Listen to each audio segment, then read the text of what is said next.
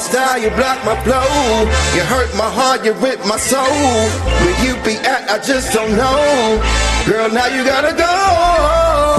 Go, baby. Go, baby. Go, baby. Go, go, baby. Go, baby. Go, baby. Go. You cramp my style, you block my flow. But when you hang out with your girls, you don't let me know. They're trying to say your ass is fast, but you might be, yo. Telling me it's a hard task, but you ask for dough. Whoa, not happen. You love me, my stop capping. You want me to stop rapping, support me is what you lacking. You're hating, I'm not jacking. You playing, I'm all facts. When I tell you to get your shit, my split, and get the packing, cuz you cramp my style, you block my flow. You hurt my heart, you rip my soul. Where you be at, I just don't know. Girl, now you gotta go. Go, baby. Go, baby. Go, baby. Go, go, baby. Go, baby. Go, baby. Go. I don't understand why this girl be trying to play me. This love shit is kinda scary, cause it kinda drive me crazy. All I do is try to love you, but you mentally betray me. Raised a boy into a man and he wasn't even my baby. Shit, you want some stitching, you take my kindness for weakness. Because my pocket's the deepest, you was lying to me with sweetness. But your sour love got me smoking sour bud, and I want you out in the hour. Bitch, relationship is a dub. You cramp my style, you block my flow. You hurt my heart, you rip my soul. Where you be at, I just don't know. Girl, now you gotta go. Go, baby. Go, baby. Go, baby. Go, go, baby. Go, baby. Go, baby. Go.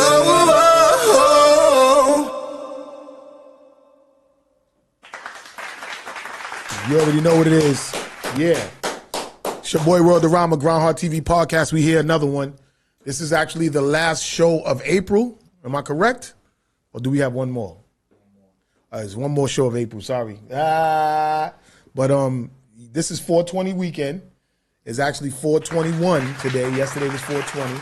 So shout out to all of the people that, was getting high. I heard a lot of people talking about, everybody going to that Washington Square Park thing.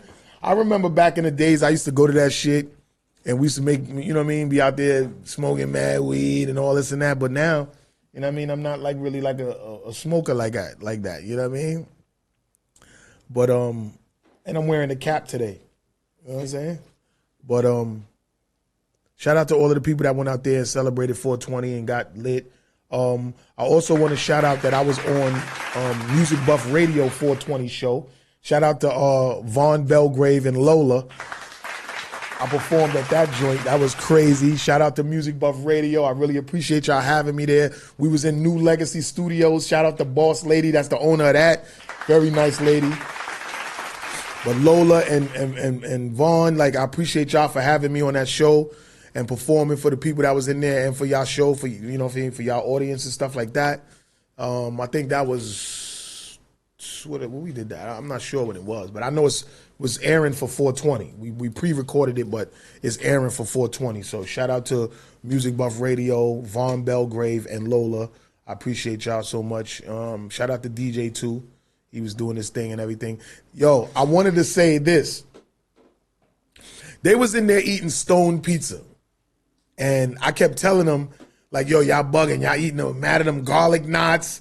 Y'all eating them Sicilian slices. Y'all eating them, I said, y'all niggas better be careful of that shit. You know why? Because a few years back, I ate some stone pizza, not knowing that it was a really edible pizza. Yo, I never been that high before in my life off of, that shit kind of got me scared of edibles. Word up. I ain't gonna hold you. Stone pizza got me kind of scared of edibles because I was so slumped, that I never want to feel like that again. You know what I'm saying? I never want to feel like that again. I don't know how niggas be dope fiends and taking what's them drugs that they take that make them coasting, or they be in it. whatever them kind of drugs that have you in another world, in La La Land, what they call it, a trip or some shit like that. I never want to take no shit like that again, man. Word. Yo, shout out to, these glasses got me not being able to read my live people. The Official Ruler. Shout out to the Official Ruler. Shout out to Mr. Truth. Shout out to Big 55X. Shout out to Marv. I can't even read that. Well, sorry. But yeah, the call lines is open, y'all. 516-540-1684. If y'all want to call up and say whatever y'all into. Again, like I said, shout out to all of the 420 people that love smoking weed, eating edibles, doing all of that. This is 420 weekend, so, you know, we talking about it. You know, on the low. For everybody that do smoke and don't smoke at the same time, if you know what I mean. You know what I mean? Y'all could enjoy y'all 420 as well.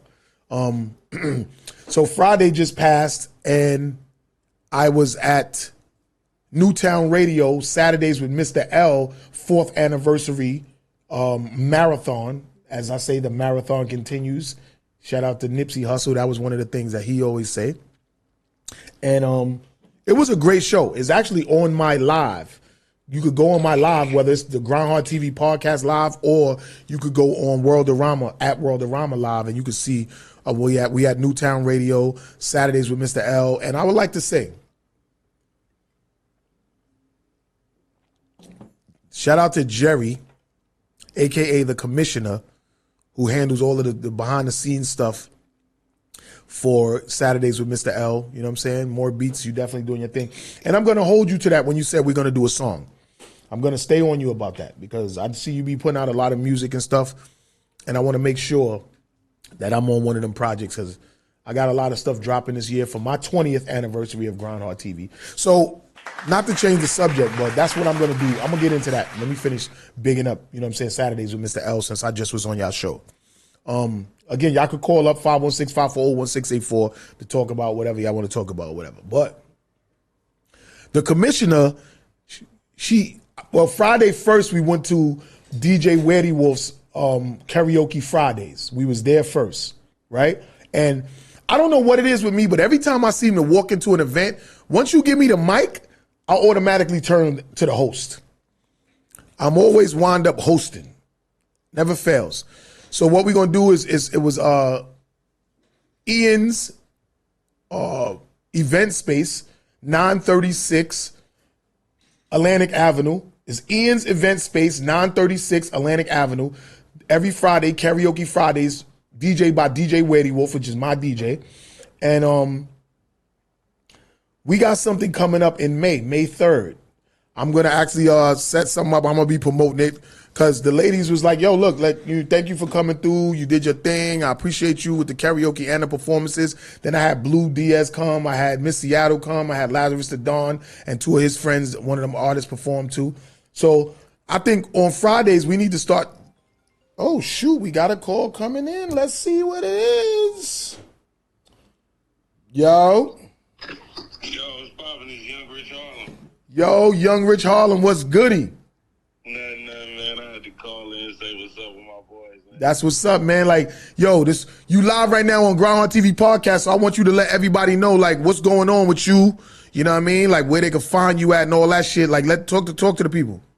Oh, yeah, man. It's your boy, Young Rich Harlem, man, from Richmond, California, by way of Harlem, man. I fuck with the city tough. It's your boy, man. We on Grindhardtv podcast, man. That's what I've been doing with Dolce Vita 2 dropping soon, May 23rd. You can follow me on Instagram, Big55X, at Young Rich Harlem on Twitter, you know, and all the other platforms. Catch me on all your DSPs, wherever you want to find me, your TV, your local magazines, I'm there. And you in California right now, right? Yeah, I'm out in Cali right now. We down in LA recording project. Where you originally from, though? Huh? Where you originally from? Like, where you represent, like your town? Oh, Richmond, California. That's a small city in the Bay. You know, we running. You know, Cam shouted us out like last month. Oh yeah. I remember him saying. I remember him saying that. He was like, "Yo, them niggas in the Bay, they don't play." Yeah. You feel me? So I'm a real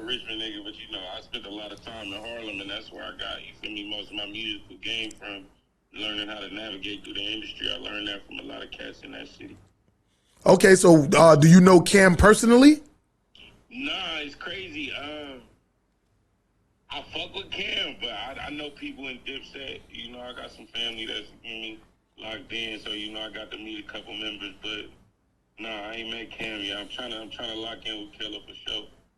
Okay, so when the next time you gonna be in New York? Cause I met you in Atlanta. Yeah. We locked in Atlanta. I was on a run with one of my DJs. You know, I got 51st Street Entertainment, so I got DJs, rappers, singers, all the shit. So, you know, I be taking my artists and my team on the road. But I'll be in New York, I say, for sure in July. We got to go to Cincinnati Music Fest, so we're going to slide out to New York and do some quick promo. And then I'll be back in New York at the end of August. All right, so when you moving around doing that promo, you need to hit me up so when you get out here, because we got mad shit going on out here in New York, for sure. Oh, yeah, I got to pull up. The love was pure when we met in Atlanta, so I got to come see you, man. Shout out Tampa Mystic and her whole podcast down there. Oh, definitely. Industry's most wanted. Right. Mystic, for me, like, bigger rank and the whole team down there. Facts. We've been fucking with them for years, and it's like, it's amazing to see the growth. You feel me? And just the talent. You feel me? You see what happens when you feel me? You go see her. You run into like-minded people and shit just clicks. That's a fact, yo. I ain't gonna front. The record, when I went out there, I was on a Go Bay Bay. That's one of my singles off the new project I'm dropping. And that record was getting like 30-something spins a week or something like that on their radio out there, some FM shit. Yeah, she definitely put it in rotation. You feel me? And she definitely is a fan of good music, so she just ain't putting shit out on the radio, so your shit gotta hit. You Word. know what I'm saying? So that's one thing I know for sure, and it's just like, that record, we can work that record out west. Like I said, I got the coalition DJs under me, you feel me, and behind me on this shit, so we can definitely make some shit happen. The captains of the coalition DJs, so you know. That's what's up. Yeah, so y'all hear that, people out here in Grindhardt's land? Like, this is the guy that you can get your record worked through coalition DJs out in the West. So, you know what I'm saying? Hit him up, y'all. Hit him up. What is it? At Big, is Big 55X, right? Yeah, Big 55X. You feel me? Young Rich Harlem, Big Harlem, however you want to say it. That's a fact, yo. Y'all heard it first right here on Grindhardtv. Make sure y'all hit up Big 55X Coalition DJs, one of the main members that could get your shit rocking. You see he be all over the place in Atlanta. He going to Cincinnati. He come to New York. He's in Cali. He makes a lot of shit happen, man. Everybody need to pay attention. A lot of independent artists need to know who to network with and who to be around. You are one of the people, just like you one of the people out there in Cali. I'm one of the people in New York. It's like somebody should have somebody that's really grinding hard in every region that can make shit happen, and we all could just move around and circulate with the promo in different cities. You feel me? And that's the key to it. You feel me? Conversation rule the nation, man. Word. You know what I'm saying? Only the squeaky wheel gonna get the oil. Yeah, you feel me? Like, that's church right there. You know what I'm saying? Like, it get real. And it's like having a plug like you or having a plug like me. You know, it builds character in an artist or in a business person. Because now you get to learn from somebody who actually, you know, made the mistakes and then succeeded. You know what I'm saying? Because everything ain't gonna be perfect, but it's a process, and if you grow through it, you'll progress.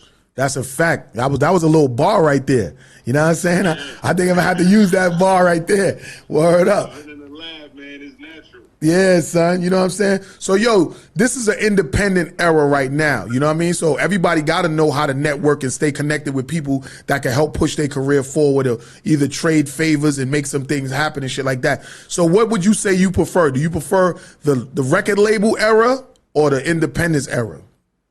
I prefer the record label era, most definitely. Explain. Just because, like, I come from an independent community. You know what I'm saying? Like, the guys that taught me the game, they was the ones who gave Master P the game. You know what I'm saying? And that's just facts. The niggas who gave me my rap name, they the ones who turned Master P up. You know, they showed him how to get this shit real deal independent. And so I saw what you could do if you take that independent entrepreneurship and you place it with a record label. Right. You know what I'm saying? And it's like, as much as you can spend money to get somewhere, you can't cover 7 billion people without that record label. Right, right. Without them brand deals, without those partnerships. You know what I'm saying? And it's like, it takes money to make money, but you also gotta, you feel me, know how to move money around. And, you know, certain people can teach you certain things, or you could partner up and you could, you feel me, pass everybody. All right, now look, I'm gonna be devil's advocate on this right here, right? So what about the artist that's independent, right? And they got like a core 1,500 to 2,000 fans that purchase their merch and they music every time it comes out, and they making a nice little salary every month off of shit. Like, what would you say about that? Hats off to them, because that's a hard thing to do. Number one, you feel me, it's nothing to spit at. You know what I'm saying? It's definitely something to look at and be like, yo, that's amazing. Right. But at the same time, it's gonna come a point where you're going to have somewhat overhead to where you have to charge more for them ticket sales or that merch or that music, and now your fans going, hey, he changing up. So you damned if you do, you damned if you don't, but at the same time, you will have to either charge more or partner up so you can keep it peaceful. Right. But you know, let's say for instance, when the labels change up, right, and they start, because I remember when records was $10, first it was $8.99, then it went to 10, and then records was like $14.99 and shit like that. So if the fans say, yo, fuck that, I'm not spending this much money for no records or whatever that, and they stop buying, labels will drop you now because your shit ain't selling, and now you stuck on a label where you can't really move around and do nothing, and you was only getting maybe 50 cents off that $14 anyway. Yeah, but see, I'd rather take the chance of knowing that I could come with something special more than once. Okay, I got you. Still maintain my business relationship, because I don't always have to sell records to make money in this day and age. Well, yeah, you're right. You know what I'm saying? And so, yeah, the label may drop me, but I still got fans that'll buy direct. I still got other people that may feel like, hey, I just didn't have the right marketing over at that label. Right. So other labels may want to buy in because they know they could push me a different direction. But you know, when it's all contractual. We in the game of projections, and now we in the game of, you feel me, of profit. Right. Right. Direct profit is the game right now. But when you in '96, I was 6 years old. So getting a record deal was everything to me. That's all I ever knew. Right. But in 2011, I started an independent label, and I saw how I could move. I started putting up posters. So it's like, it works if you know the game and the insides and how to really do it independent, yeah. Right. But look at Chance the Rapper. He fell off. He was independent for a long time. You know, yeah, you're right. I don't really hear. He had to change his position and start signing artists. Yeah, you're right, because I don't really hear about Chance the Rapper like that no more. You feel me? And it's like, you got to play ball. Boosie was independent for a little bit, and then look, he had to sign with a major. You know what I'm saying? It's all good until you got to actually foot the bill for real. See, the reason why I asked you this, because, you know what I mean, I've been in the game for so many years, right, independently. And I've been selling wax to CDs, to digital downloads and all of that shit. You know what I mean? So I don't know what it's like to, I've signed deals with independent labels and stuff. And you know, but independent labels is kind of like still, it'll be major to a person that was independent his whole life. But I never been signed to like a Universal or, you know what I mean, a Def Jam or nothing like that. So honestly, I really can't speak on what's better because I never did. Because there's a lot of people that was signed to make, what you were saying? No, go ahead. It was a lot of people that were signed to major labels, and they have discrepancies, or they're disgruntled artists after that shit right now. You know what I'm saying? Because they not happy with how they signed their original contract. It's like so we can get into it. Drop and give me 50, right? Push-ups. Right. Why is my label getting 50% every time? Even if they don't pay for nothing. Right. That's crazy. That's what one of the girls was saying. I was signed to DJ Self. I posted something about that. She was beefing about how he wanted to take all of this money from her, but she the one paying for all of her marketing and everything. You know what I mean? And yeah, like that's insane. Yeah, man. Like, how you paying for everything? Cost to go sit down at XM Satellite every month for 3 to 6 months just promoting a Right. album and a tour. Facts. You right. To mention, you still got to go 200 terrestrial stations just to make an impact. Word. That's crazy, my nigga. You put it in perspective for motherfuckers. So I guess for some artists who don't really have that work ethic, it is better for them to sign a major and get jerked around a little bit. Pause. Yeah, nah, it is from the start for them artists that don't want to do shit. But cats like you and me who, you feel me, we hit the ground floor. Right. We worked our way up. Facts. We didn't let the middleman manage us. We got to figure out how to manage the shit so that we didn't need a middleman. Facts. You know what I'm saying? That's where artists gotta remember. That was the record deal days. Who do I need to talk to? When Cam walked into the office and saw that office was empty, it's like, nigga, what the fuck? I'm about to just sit in here. Now I know who to talk to get what I need for what the fuck I'm finna drop, and all my artists included. Right, right. You know what I'm saying? I remember I walked in the Violator. You couldn't even get in the fucking label. Right. You got upstairs and it was a lobby with a wall and a camera before you could even get to the front desk. That's a fact. And when you went inside, Mona Scott office was right there. Yeah, like I know, because I was up there. Shout out Lori Dobbins. Shout out Lori Dobbins. That was my peoples. I know. I used to be up there. That's actually where I first met 50 in person. He actually walked in on one of my meetings I was having. That's crazy. And that's where I first seen Yandy Smith. She was a young intern chick walking around. She was wearing she always had a big old booty. She was walking around with her tight pants and her little shirt. She wasn't really top heavy at that time. And she was dressing, you know what I mean? She was dressing real revealing. And I was like, who the fuck is this chick? But yes, it was Yandy Smith working up in interning at Violator. I remember a lot of shit, man. Like, I've been around, bro. Chase the dream. Yeah. Now niggas think it's just supposed to come because they put a video up. They making it too easy to get into this game that we built. Yeah, a lot of niggas feel like that they could go viral just by putting something out, but after you do about 3 or 4 releases, you'll start understanding that you're not just gonna drop something and take off. You know what I mean? It just don't happen. Word. It took me years to even get to the BET Awards. Yeah. And even then, they shitted on me. Who the fuck are you? Yeah. You know how that shit get inside, I had to show them who I was. Facts. So you got a real... That's the only reason I ended up in Atlanta. Oh, yeah. Matter of fact, that's when we was out there, we was there for the BET Awards as well. From the regular ones to the hip-hop ones, I proved that I was worthy. Word. That was a 50-year hip-hop. I've been trying to... Yo. And on the 50-year anniversary... Your phone service is going in and out, bro. My bad. Yo, you hear me? Yes, in and out.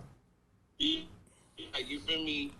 Being 12, trying to get into this game, and then, you feel me, on the 50-year hip-hop, I get, you feel me, invited to the biggest party, to the biggest network, to the biggest event, and then I had to prove it. Artists are not trying to prove that they worthy of being in this for 10 plus. Right. Well, that's good. That's a big... The reason Drake is undefeated. Speaking of that, to segue into that, what do you feel about that whole battle between Drake, Kendrick, and J. Cole? And now Rick Ross is all involved, Metro Boomin, Future. What's your take on that, bro, from the West Coast? I think number one, Ross need to fall back. I'm a fan of Ross, but Ross need to give it up real fast. Like, this ain't got nothing to do with him. I think that Drake is holding this position as number one. I think Cole is in a different space in his career where I really never had to beef with nobody, so why would I start now? Right.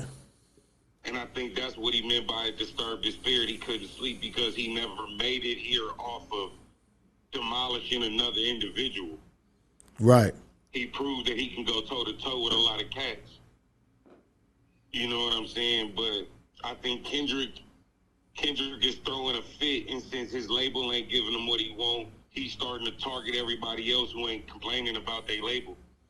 Oh, okay. That's a good way to put it. Meek Mill did. He was complaining about what was going on with his deal, and then you want to start a beef with Drake, and then to save face, he dropped a record with Drake after. Yeah, because Meek Mill's that back-to-back slaughtered him. You feel me? And Ross is sitting up here playing delicate, like, oh yeah, don't kill my artist career, and then you want to go toe-to-toe with this man about some money he not even worried about? We know Ross got more money than Drake, but we know that Drake got more music money than Ross. Right. Honestly, we really don't know how much money Drake got because Drake is a Canadian. So when you say when you see in his books, yeah, exactly. Like when you see what's Drake's net worth, you don't really know because the money that he getting from all over the world that's going directly to his accounts that's in Canadian, America don't know about that. So how the fuck we know how much Drake is really worth? You know what I'm saying? They give us his Spotify numbers and tell us he made some money. Yeah, you know what I'm saying? Like, you don't know. Like, if it was a big billionaire motherfucker that built him a big 747 jet to fly around the world in, how do we know really what kind of deals he really had? America, IRS. That was just the plane. We ain't even talk about the insides. Exactly. Like, you know, IRS can't. About the fuel or the staff fees. You know what I'm saying? It's a whole fucking budget you got to keep to have a big plane like that. You at least need $1 billion a year. And Drake does like $1 million a show, right? He about $1 million a show. You feel me? And that's the thing right there, right? That's the difference between Kendrick and Drake. I've done this enough to where I can say I could really quit. Yeah, I don't really. 10 plus albums in what, 15 years, 16 years almost? Nah, I think it was a little less than 15 years Drake put out 10 albums. Like Drake been working. Yeah, you feel me? And Kendrick, what, 4 in what, 15, 6 or 12, 13 years? Yeah. Kendrick don't be out here active that as much as Drake do. I can agree on that. And then you want to drop a 3 million Jesus piece, crusted crown, thorns and shit, thinking we supposed to gawk at it. Where the music at? Right. Like J. Cole, he said, I remember when music used to be the shit that spoke. Now everybody want everything else. Yeah, I think the clout and the popularity and the jury is a little bit more idolized than the talent and the music itself. I remember cats used to be scared to wear their chains in certain cities. That's a fact. Now, but see, a lot of niggas wearing their shit. Everybody's shit ain't real. You know what I mean? So. Who would be scared to wear some fake shit? If you get robbed, they ain't getting you for nothing. And that's the thing. We gotta put the pride back into the purpose of the music and not the profits and the fruits of it. I got a question. I want to ask you a question. Do you feel like a artist is really battling if somebody else wrote his shit? Nah, by no means. By no means. Yeah. It's one thing to win a popularity contest when you're talking electoral votes. You know what I'm saying? But when you're talking about, like, I really put the pen to the pad and I made this nigga sick, like, you gotta write that shit. LL and Cannabis, they wasn't enlisting creative assistance on this. Correct. You feel me? They was sitting there studying their opponent and killing each other. When Jay-Z and Nas went at each other, Pac and Big, it wasn't about who can help me say the worst shit. It was about what do I know and how can I make it flow. Facts. That was a good way to put that shit. That was a perfect example, bro. You know what I'm saying? This Grindhardtv podcast, we got Big 55X out of Cali. You know what I'm saying? He just letting y'all know what it is, man. Word. Yo, I appreciate you calling up, man, and giving your input on that stuff. What do you feel about this whole Chris Brown and Quavo shit? Oh man, you feel me? I'm like 50 Cent when it comes to this shit. Y'all done got me started. Look, first of all, Quavo need to sit down. When Jay Prince was in the room with us, you ain't say shit to that nigga, and neither did Offset. So we just gonna leave it at that. Chris Brown, we already know he not to be played with. As much as he done broke down and sang and cried on national television, we know he a real man at the end of the day. So push him to the limit. His music shit don't matter to him. His respect and pride is more important in my opinion. Right. Just based off of, you feel me, the years of what I've seen. And so it's like, we talking two different depths, you feel me, of fandemonium and, you feel me, and relationships in the world. Like, when a nigga say you ain't hard to find, it ain't no joke. All right, so I'm gonna say this because somebody just sent me the link and I listened to it, and I gave my, I got my opinion on it, but the only thing that I got to say about it, because first of all, I don't really take them too serious. An R&B guy and Amigos, like I don't take them serious as far as beefing. But when you battling in hip hop, it's always supposed to just be battle on wax or on, digitally. It's not no real shit, right? But the only problem that I'm having with Chris Brown's verse, he came hard, but the only problem I'm having is when he shot at Quavo and said some shit about how he was beating up the girl in the elevator. Like he threw a bar in about that, beating up the girl, and he got to beat up bitches. And then I'm thinking, I'm like, wasn't you the same dude that beat the shit out of Rihanna? Yeah, he did. And I think that speaks to Chris's behalf. You feel me? Why are we allowing Quavo to do everything and be involved in such high school events? And he didn't get to go to school, so let him play ball. You know what I'm saying? He just, he amigo. Like, nah. He did the same thing I did. What you mean? Y'all shut me out of an NBA game, but let him go play in it. Y'all put him in the video game and then tell me I don't get to do nothing and y'all sponsors are going to pull out.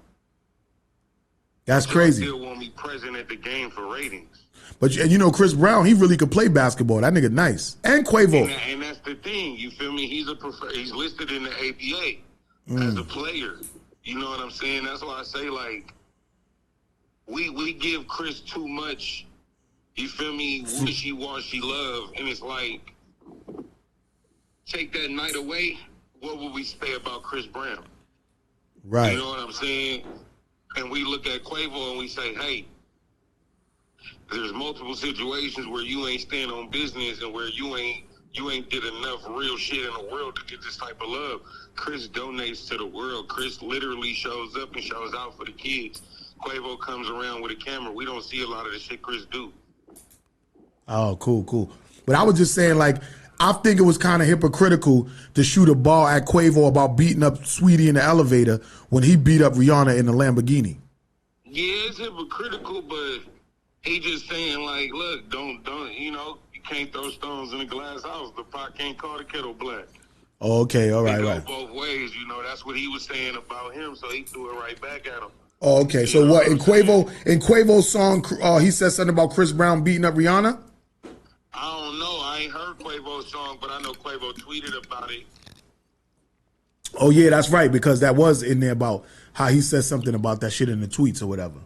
And that's why I say, like, Chris just been telling cats, like, look, like, I made a mistake at 19. This nigga's doing it right now. So, like, we talking 10, 20 years ago, and y'all talking about, you feel me, I can't do shit now. Yeah, that's a fact. Forgetting that this shit happened over here. Granted, he just slinging mud, but I think that the battle need to strictly be, you feel me, from the four core elements of this shit. Like, if you're not going to bring no style and finesse into it with your lyrics, if you're not going to put no creativity into your bars, don't even go at a nigga. But what can Quavo really say that could be hard enough for people to believe him? Like, he's like this. He's like, he can't say nothing, like I said. When you about to go on stage and you got the nigga who's accused of killing your nephew in front of you, you don't step aside and say, look, hey, this personal. I'm not doing this show. Or you don't even take the time to pull up the man on the side and say, hey, bro, we need to get this shit straight. Yeah, I feel like them. Stop allowing niggas to speak on shit in music and then not really be. It's not saying be glorifying the streets and all of that shit. I'm just saying, like, it's only so long that you can rap about doing shit to niggas and you ain't did shit to a nigga who did something to you. That's a fact. That was a great fucking analogy right there, because they killed this nigga nephew, son, right there with him, right there. Honestly, and I heard that the bullet wasn't even really meant for that nigga. It was meant for Quavo. And that's the thing about it. And that's where Chris, he had to speak on that. Like, nigga died. We wish it was you. Exactly. Like, this shit, it's not. I come from a different era. Like, I'm from the Bay Area, you feel me? Like, it ain't no colors up here unless you're Hispanic, you feel me? But for me, You feel me? I know how them LA niggas get down. I know how them New York niggas get down. I know how them Texas niggas and the Florida niggas get down. So it's like they take that shit to another level. And when they call you family and it's like, nigga, you really in trouble, something's got to happen about this shit. Somebody did something to your blood. Your mama crying about this. Right. Your sister crying about this. Nigga, what are you talking about? Facts. I'm not finna go make a song. Yeah, that's crazy. And I'm not finna let nobody tell me I can't handle business for my family. Word. And that nigga money pretty long for him not you know, I'm not pushing any type of violence, anything like that, but if somebody killed my close family member that I'm out here getting millions with and getting famous with, I ain't gonna front. It's an eye for an eye for me. We troll Dirk on the internet and then shit happens and then nobody says nothing else about it. Why? Because nigga, we know what happened. We don't gotta say it. Right.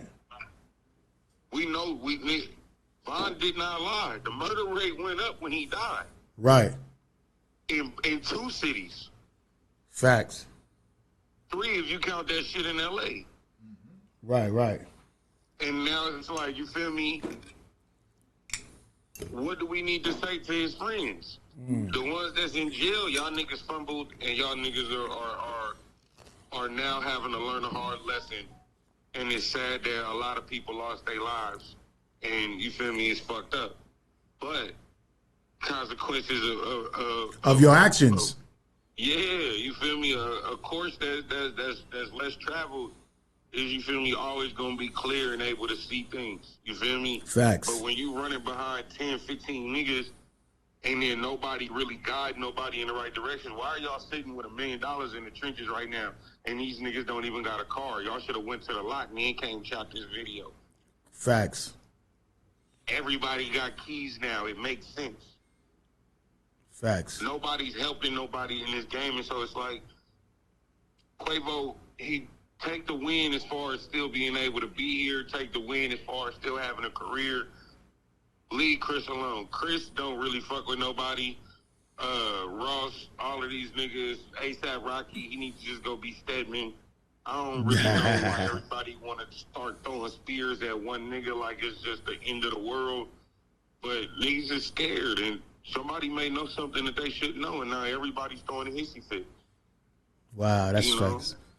Hey yo, Big 55X, you really clarified a lot of stuff and brought a lot of things into perspective with what you speaking on, you know what I'm saying? Word up. You know what I'm saying? You know, these niggas is bitches. They getting their pennies in a bunch. We got to start pulling, like Pac City. I'm not even going to play the West Coast court, but at Pac City, these niggas, they got to, you feel me? They not really gangsters. We don't got no real men in this game no more. Facts. Well, you could clearly see that it's not through the what's going on with all this Me Too shit and Puffy and TD Jakes and all these motherfuckers that's really booty bandits and shit. All these years, all these years, these niggas talk about how they righteous and they bad boys and they this and they that, which was hypocritical. You can't be into Christ and be a bad boy at the same time. But these dudes really wasn't even into women fully. You know what I mean? So it's been a lot of hypocritical shit in the game. And I felt that way once I found out that Africa Bambaataa was molesting niggas back then. Like that made me look at shit a whole lot differently, man. For real. Like I was very disappointed when I heard that. And that's the thing. They want us to act like this shit didn't happen, and it's like, nah, it happened. And now, man, look, what's done in the dark comes to the light, man. I believe in Jesus Christ all the time. You know what I'm saying? I know the difference, and I got the wisdom. You feel me? Word. And these niggas, they don't understand that. You feel me? A nigga like Puffy could change your life, but is it gonna be the right way? You know what I'm saying? Yo, a nigga like Meek Mills, you feel me? He could give you a record deal, but look how many artists came up out of him. Right. You feel me? And look how many artists went inside of him. Pause. You feel me? Because it's crazy. Only one man survived off of MMG, but it was other niggas that was way more talented and commercialized than he was. Facts. Well, you know, he was doing. And you got to remember, a lot of people got, you feel me, informants around them, so they able to move a different way. Right. You feel me? And I'm just trying to figure it out. Like, hey, yo, it kind of like explains to me why Meek Mills has taken so many L's, but still is able to stand through the test of time because he's doing things that other niggas ain't willing to do. Yeah. They say, man, a nigga said, Diddy asked, like, hey, would you suck dick for $1 million? You feel me? The nigga was joking. Like, you feel me? But he was serious. Right. You know, niggas, a nigga is always some seriousness in niggas' comedy. Yeah, because if I give you $1 million, I could give you $1 million right now. Is you gonna do it? And that's where you really see a motherfucker, they eyes shift. They get the, you feel me, moving in the chair funny, like, this nigga either rubbing me the wrong way or I might really do this shit. And that's where you gotta really check the shit on motherfuckers like that. And that's what Diddy do, you feel me? Like, I watched Making a Band recently. What's up with it? I was watching Making a Band recently. Man, you could just see it. He was looking at Ness in the studio, and Ness stopped rapping, and he was like, yeah, it feels different. You ain't never felt that before, huh? Ness was like, yeah. He kind of looked at him different. Puff just looking at him, and it's like, yeah. I know what happened now. I know what happened now. Chopper and them went crazy. They wasn't coming home on time, so nigga, he moved in with them. Yeah. You feel me? Wow. Now, if you ain't here when I'm here, nigga, it's a problem. Facts. But you know, I've been hearing these stories about Diddy from the 90s on how niggas was proposing sucking dick for a better position and all of that shit. You know, it was all like hearsay or just, you know what I mean, taboo shit. But now, clearly, you see a lot of that shit was all real, man. Man, I'm gonna give you some insight, right? I'm gonna tell you something. A lot of people don't know this about my career, right? So y'all remember Zoe 101, right? Right. You know, the whole little, what's the little shit that just came out, the expose on Nickelodeon and shit, right? Yeah. So, my mama pulled me out the show. Right before we went down for, like, you feel me, down to L.A. to go do the scenes, like, she was like, something's wrong. Like, it don't even make sense. She knew they was trying to groom, she knew they was trying to groom your little ass. Yeah, my parents couldn't be on set. It was really considered like a real job. I would have school on set, so I would never really be home until nighttime. Like, that shit was weird, and it was just like, so I was supposed to play, you feel me, Michael, Brandon Massey's character, and I ended up, like, not doing it, and we gave a role to him, it was like, whatever. But that whole situation was just so weird.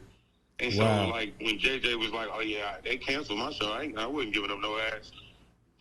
Wow. Bobby J, he said it too. Like, nigga, that my mama felt that shit was weird, nigga. See, look, so they got little kids going into the Hollywood on these little Nickelodeon shows where they doing a lot of gay innuendo and shit, but they really grooming these kids to be molesting these motherfuckers. Man, the scenes was so crazy. Like, I was reading one of the scenes and it was like, to me, it was funny because it was like, we throw pie. I go to camp. I go to summer camp and shit. We throw pies at nigga anyway. But now it's like you start to read it, and from an adult perspective, somebody who's not thinking from a comical perspective, like, mom's is like, yeah, nah, this shit ain't gonna work. Like, that's what's up. Yo, shout out to your moms for her having her third eye open and seeing not to put her son through that shit, because if you notice now, everybody always talk about why did they parents send Justin Bieber and Usher to Diddy? Why did a lot of these parents send Aaliyah and all these other little singers to R. Kelly? Everybody always say, what's up with the parents? What's up with the parents? But in your defense, your mom's, she was hip and she was like, fuck this shit.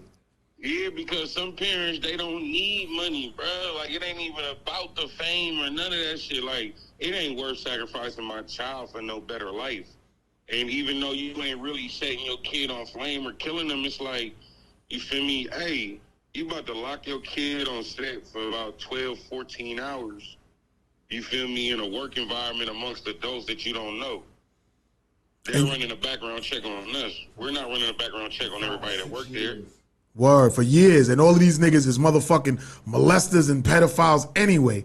Yeah, you feel me? So it's like, you know, just seeing how that shit, that's why I went to music. Like, shit, I'm about to rap. At least I know if I go to the studio, I book the time and I came with who I came with. Right. You feel me? Going to the set is different. Your friends can't come kick it with you when you're not an A-lister. You feel me? Like, you don't get to make the rules for your contract and shit like that. You know, and when you a kid, they tell you what you get, and your parents are supposed to just be happy about it. Yo, we talking so to big. A lot of cats look at it, but I feel like Drake, he ain't. You feel me? That's why he got wrote off the grassy, because he wouldn't play ball. You think Drake? And now he found a different way. So you think Drake was proposed to Drake? Yeah, I think that's why that whole Degrassi shit ended. Because you got to remember, his castmates, they were mad at him. And I think that's another reason why Drake is in the position he in now, because a lot of shit he won't do that. A lot of people else, they had to do that. Right.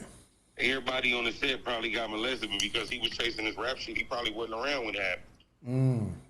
And then now they want to get him, and he like, fuck that. Are we going to shoot your character, kill him off the show, and then we going to shut the show down? Right. Now everybody's out of a job because you won't bend over. Well, fuck it, nigga, I'm out.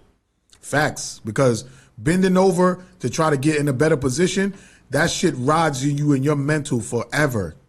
Man. You know what I'm saying? Like certain things that you do in life, you just can't shake that shit off and forget it. You see, shout out to G Depp, just came home from doing like 13 years off of a 15-year to life sentence. But like this motherfucker got away for a murder for 16 years, and that shit was bothering him so much that the nigga turned himself in to get his life right. You feel me? Because when you really got a pure heart, that shit don't sit well with you. Facts.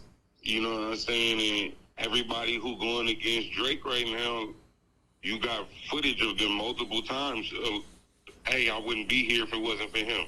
He put me on my first tour. Right. I wouldn't have what I have without him, and I wouldn't have put my niggas on without him. Facts. Now that first number one for Ross, I don't really know. You feel me? Like, it was a lot of number ones before Drake came. Right. But here we are, you know what I'm saying? The whole I'll paint my nails, I'll wear my hair a certain way. You feel me? Like, the most we can say about Drake is that nigga done leaked a dick picture and that nigga get his ass ate. Like, and he got pissed on. You feel me? Like, that's... You feel me? Like, that's the most we can say about He got he got pissed on. He got pissed on by a woman though, right? Nah, he got pissed on by Tip Partner. Word? Yeah, niggas like, you know, niggas love to hate and play little weird ass jokes on niggas and shit. But it was like, you know, the nigga sitting below the balcony, the nigga take a piss over the balcony and Drake under him and he get pissed on and shit, you know? Yeah, but that's that. Yo, you know what's so crazy you saying that? Because I remember this shit vividly. I was in a club one time in Manhattan, and it was like a balcony part of the club. Like I forgot what club it was, and some nigga thought, and it was like a banner over the banister. So I guess the nigga that was drunk, that was up on the top, he thought he was just pissing on the floor, but he was pissing on a banister on a balcony, and the shit was coming down and spraying the people downstairs. And one nigga looked up and saw it and ran upstairs to go get the nigga. But something like that is more like an accidental type thing. A nigga ain't just standing there letting no nigga piss on him and shit. Yeah, that's what I'm saying. Like, but that's the most we can say about this nigga, and that he got a porn star baby mama. Other than that, the nigga record is flawless. Anybody that was trying to overthrow him, he didn't put down. And then, you feel me, when it comes down to whatever they want to say on the other side of life, hey, a lot of niggas ain't got careers now after they didn't, you feel me, tried to do shit bigger than him where he from. Right. You feel me? Like, it's just one of them things. Salute to Drake, man. I like the fact that he has the longevity that he has, and he's been on the scene staying relevant this long. He knows how to keep up with the times. He knows how to jump on all these new young artists shit to keep their fans in tune with him, and he helps those new artists with his fans. So shout out to Drake on that one. I appreciate, you know what I'm saying, a nigga that knows how to stay relevant all this time, because I'm a nigga that been in the game independently for a long time, that's still relevant and contributing to the hip-hop culture with a bunch of new music coming out, a bunch of different podcasts, you know what I mean? So I'm on it's levels to this shit, like Meek Mill said, ironically, but you know what I'm saying? On my level, I'm still doing very well. That's a fact. You know what I mean? Fact. And there's more to come. Facts. So, yo, this Grindhardtv podcast, we got Big 55X out of California doing his thing. If y'all want to get y'all shit heard, he's down with the Coalition DJs. He does a lot of marketing and promotions and move around the country and make shit happen. Yo, tell everybody again where they can find you at, bro. Yo, Big 55X on Instagram, Young Rich Harlem on Twitter and all other platforms. for Dolce Vita 2 Love Jones drop May 23rd. And I got my boy KC Connor coming up next. That Chicken and Dumplings is fire. That's a dope name to our album, Chicken and Dumplings. Word. Yeah. The single out right now, Casey Connor, your country singer. He about to call in and holler at you. That's a fact. Country, that's some country shit. Yeah, I definitely need to hear some of that. I'll get some of that on the show. You know what I mean? That's what it do. It's good. Word. So, yo. I'm about to holler at y'all. All right, no doubt. Yo, thank you for calling in, my guy. It's all I appreciate you having You me. already know what it is. Hit me when you come to New York. We can move around the city, make some shit happen.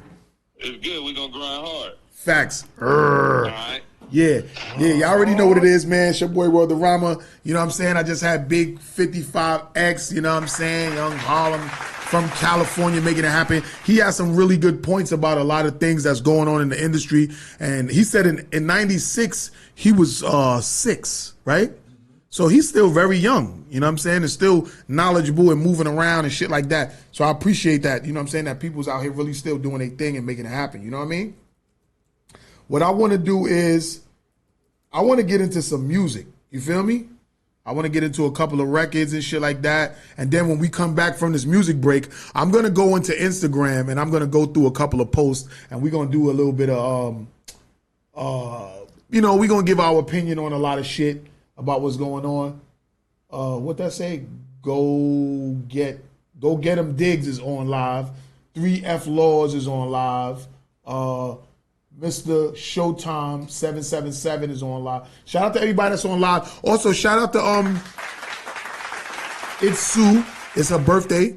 D.A. Johnson was on the live too. D.A.J. Johnson was goody. You already know we got the whole EP coming out. Volume, I don't know which volume mine's gonna be, but you know what I mean? I got a lot of Caribbean infused records that's coming out. In case y'all ain't know, I deal with Joe Boy Productions, Crucial, Mr. One Love, DJ Waddy Wolf, G.A.J. Johnson. Psycho 6. We got a lot of things coming out. So I don't only have an EP coming out with Blue Diaz called Worldarama's Vision. I also have the They Love World project coming out with Cover, COD. And I also have, I think it's the link between Volume 10, which is me. It's me featuring Crucial, Mr. One Love, D.A.J. Johnson. I got about 5 or 6 reggae-infused hip-hop records that I'm coming out with. And it's all coming out this year. So I'm dropping about between 15 and 20 records this year, and it's already going into May the 5th month. You know what I mean? So I'm busy, and I'm gonna be even more busy. Shout out to my licensing company label, Fundamental Music. Shout out to the new single I got out, Me and $1 Million Smiles, Cold World, ringing off. I'm gonna probably get into that right now since we talking. And tonight I'm gonna be at the Rabbit Hole for Sue's birthday party. Shout out to my guy Shampoo from Def Jam and YMVS DJs. We're going to go out there and celebrate with Sue because I got a song coming out off of the Cover project called Sorry with me and Sue. So we got a lot of shit going on, and I'm so happy and excited. And this is my birthday coming up too. It's Taurus season. Shout out to all of the Tauruses that's paying attention and watching. This is Taurus season. We in the fucking building, and we doing what we do like we do it for TV. You know what I mean? And that's just what it is, for real. So I'm going to go into a couple of records and shit, and we're going to come back with more. It's your boy Worldarama, Grindhardtv podcast. You already know what it is. Be back. Grindhard.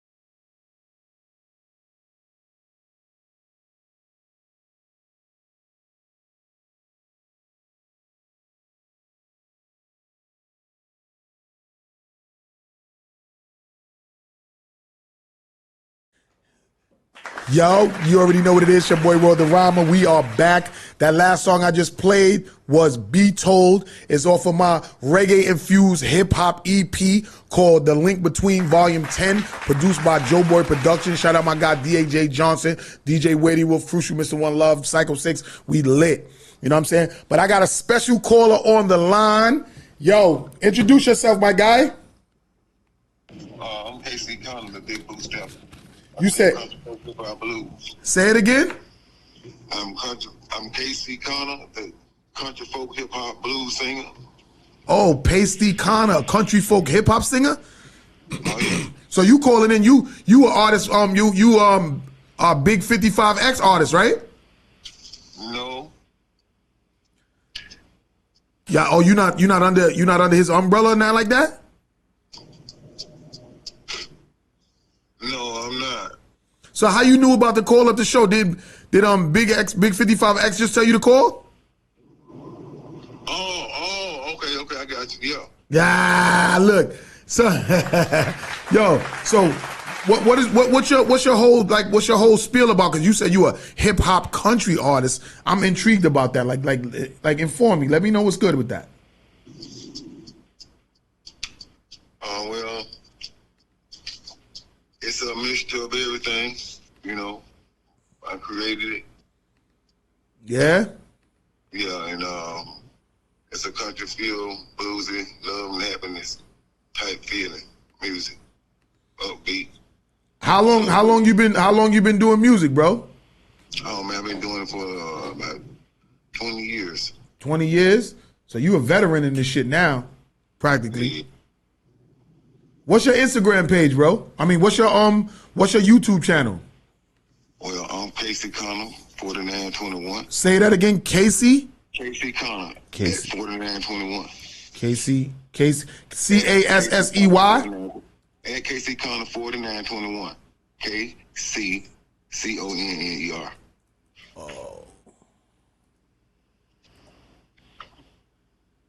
Oh, KC. At Casey Connor, 4921 is YouTube. 4921. Oh yeah, you got the cowboy hat on? Oh yeah. All right, I see you right here, my guy. I'm gonna subscribe to your channel right here. I'm definitely gonna play something of yours because I want to talk about this shit. Chicken and dumplings, yeah, he said that. Yeah, Big 55X says something about this right here. You know what I'm saying? So look, what's inspiring you to be? And I understand because with the whole Beyonce doing her country thing, and you know what I'm saying, like it's a couple of country records out here, hip hop country type records or R&B country type records. What inspired you to do this? Well, I actually was doing it before Beyonce. And, Yeah. It's just she still stuck with the original traditional country, you know, and I'm just a little jazzier than that. Oh, okay. And where you from, bro? I'm from Batesville, Mississippi. Oh, you from Mississippi. Oh, okay. So what made you want to get into country music being from Mississippi? I thought Mississippi was more like a blues town. Yeah, it's blues, but you know, I like all type music, and I didn't want to be. I see what everybody is doing, so I didn't want to be like the original, the rappers or original or traditional country. So I just have a feeling for love and happiness and God, and I wanted to have my own thing. So I didn't want to have my own lane. Oh, okay, okay. My own. Well, I'm looking at your video right now, the song Chicken and Dumplings by Casey Connor right now. You had 20,000 views right now, so obviously people is checking for what you're doing. You got 925 thumbs up, so I guess people is liking what they hearing from you then. Oh yeah, I really appreciate that too. Word up, you're getting a very good response and shit like that. So what would you say to the people that's trying to venture off into different sounds like you did? Oh, you know, keep trying, you know, do your thing, you know, do what feels good to you and perfect your craft. That's a fact. I'm really interested in hearing what your music is about. Excuse me. I think after we finish talking, I'm going to go right into another music segment and play your record because I want to hear what you got to offer and shit. Okay. Matter of fact, what's up? You want to stay online real quick? I think we could play this shit right now. I just want to say, keep your faith in God and keep music alive. That's what it is, man. You know what I mean? You know what it is, man. Yo, you know, a lot of people be scared to kind of venture off into some different shit. A lot of people always be trying to just copy off of what everybody else is doing. So you said you was doing this before Beyonce came out with her country album. How about that dude, Lil Nas X? You was doing country before him, right? Because you said you was doing this 20 years, right? No, I started out with rapping and R&B. Oh, okay. So when did you change over to country? Actually about 2 years ago. All right. So then you kind of was like really riding the Lil Nas X wave then, huh? Yeah, I was listening to them, but I like Kane Brown. Oh, okay. That's why I got my inspiration from, Kane Brown. Okay. What do you think about Lil Nas X doing that country shit at first and then coming out as a full-fledged Mo and doing a bunch of this racy, like real sexual, like gay sexual shit that he's doing? What do you think about that? Man, I'm a man, and my music about being a man, and you know, and being a king to your wife, to your queen, you know, and love and happiness and unity. That's what I'm about. So I don't judge another man, you know, that's what he want to do. He the one got to pay God. I just asked you that because y'all both doing country music, country hip hop. That's why I asked you that question. So what do you think about that new guy that just won a Grammy, the heavyset guy that just, you know what I'm saying? He said, oh, yeah, I love Jelly Roll. He's pretty cool. Yeah. Like I like when he said his speech on the Grammys when he was like, yo, this is what it looked like when you 40 years old and you still can make it and blah, blah, blah. Like, you know what I mean? Like, I appreciate that an older niggas put his time in, all of this time, and he still get his shot. You know what I'm saying? Oh yeah. What do you think is what do you prefer, independence or major? Independent. Right. So you like independent, like you like grinding it out yourself. So if Universal or some country label step to you, you know what I mean? What you gonna do? Well, man, I wouldn't know until I get to that point, you know. Until I'm into this situation, then I think about it. Then right now, I'm just focused on what I'm doing. Okay, that's what's up. So now, tell everybody where they can find you at. You can find me on YouTube, Instagram, all social media, all platforms. Casey Connor. That's what it do, my guy. You know what I mean? So we're going to go into your song right now, Chicken and Dumplings and shit like that. Thank you for calling up, my guy. I appreciate you. Shout out Big 55X for, you know what I'm saying, plugging you in with us. But we definitely going to, you know what I mean, listen to your record and chime in and give our input on it and shit. You know what I'm saying? Appreciate you calling in, my guy. All right, peace. All right, peace. You already know what it is, your boy Worldorama. We're going to go into this music. We're going to go into a couple of records. I actually came off of the music break when I just played the Beto record because he called up and I wanted to get him right on. I don't really like having people waiting because I don't like waiting for shit. So we're going to go back into a music break. We're going to play his record first and then we're going to get into some more. It's your boy Worldorama, Grindhardtv podcast. We'll be back with more. Hard.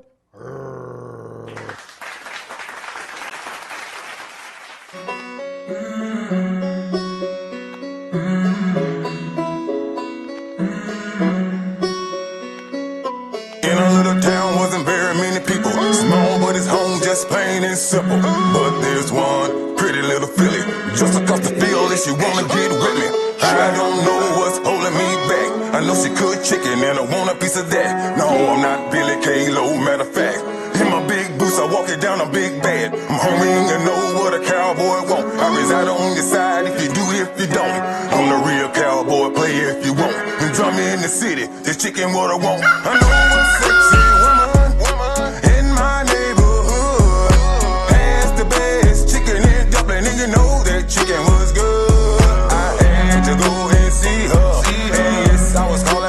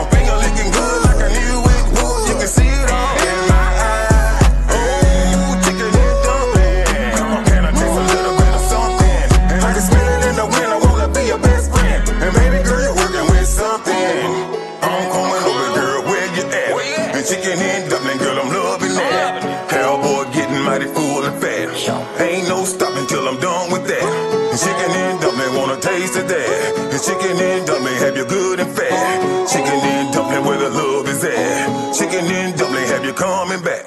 Excuse me, ma'am. I sure way I'm hungry. You got any more of them chicken and dumpling? Oh, it's chicken and dumpling. Tastes good with tea on the side. My finger licking good like I knew it would. You can see it all in my eyes. Oh, chicken and dumpling. Come on, can I taste a little bit of something? And I can smell it in the wind. I wanna be your best friend. And baby girl, you're working with something. Oh, it's chicken and dumpling. Tastes good with tea on the side. My finger licking good like I knew it would. You can see it all in my eyes. Oh, chicken and dumpling. Come on, can I taste a little bit of something? And I can smell it in the wind. I wanna be your best friend. And baby girl, you're working with something. Thank you, Miss Jackie. That was so good.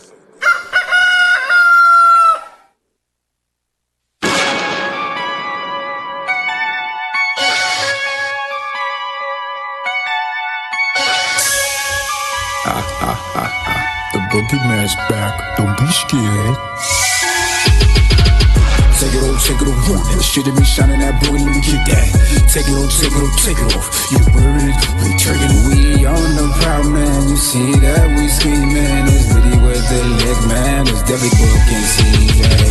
Take it off, that shit that been shining that boy, let me get that. Take it off, you wearing it, we taking it. We on the proud man, you see that we scheming. It's really with the leg man, it's definitely booking season. All of that shining will get you ass broken. You looking like dinner, you're about to get cooked. Look at them, can't you see that they drill the boy dollar signs about to get booked? Booking season, we all not y'all. Jury, we season, get back down and raw. You talking about money, we coming to get us. The bullets, they coming out, they get evicted. Cars get jacked, jury get yacked. The book of embrace, boy, that is the fact of my liver monster in the flesh. Strong on robbers, I do best. Remember the Ruger, I do best. Look at the bugger, you see how I flex. Take it off, shit that be shining that boy, let me get that. Take it off, you wearing it, we taking it. We on the proud man, you see that we scheming. It's litty with the leg man, it's definitely booking season. Take it off, shit that be shining that boy, let me get that. Take it off, you wearing it, we taking it. We on the proud man, you see that we scheming. It's litty with the leg man, it's definitely booking season. I'm definitely not the one to play with, assaulting lyrically like AK clips. Banana or extended, you'll get shredded like cheddar. For the cheddar, you better start booking. It's the season to duck hunt for no reason. Girl got took, she needed pleasing. Fools talking beat, but that ass vegan talking. Get it like Jesse, it got messy when you started reaching. Styling when I'm prowling, $1 million smiling. I'm wildin' and winning, styling and sinning. It's cuckoo, the villain. Pockets we digging. Take it off, that shit that been shining that boy, let me get that. Take it off, you wearing it, we taking it. We on the proud man, you see that we scheming. It's really with the leg man, it's definitely booking season. Take it off, that shit that been shining that boy, let me get that. Take it off, you wearing it, we taking it. We on the proud man, you see that we scheming. It's really with the leg man, it's definitely booking season.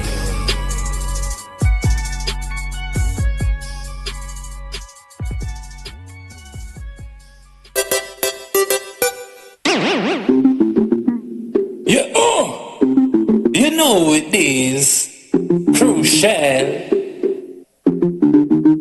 Yeah. Hey yo Mario, make sure my thing ready now. I send Keisha come pick it up right now. Yeah, yo Keisha, don't play now. No. Hey, can't play me cause me no Nintendo. Do this long time, me no printer. Me run the lane and the Enzo. Hot sexy girl with me send go. Pick up with me need na the Benzo. From Mario and Lorenzo. Collect the kind and the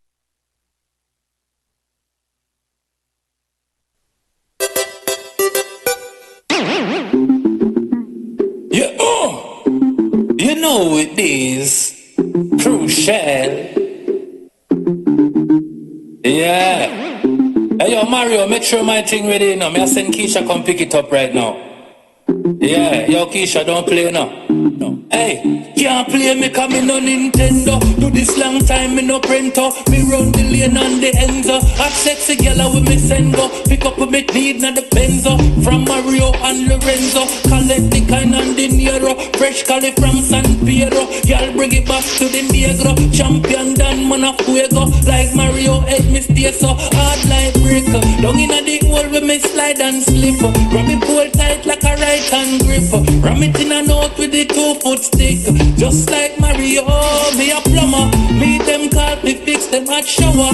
And block them pipe make it run for hours. Mushroom head that are my superpowers. Say she want play with the Nintendo Wii. This cost money girl in a run for free. When you forward you so bring come the weed. Soon as you reach me I drop in the seed. After we smoke the marijuana tree. Stress off of your mind me will make you release. All you will think about girl I love and peace. Shine on your heart, happiness in your read. You know why?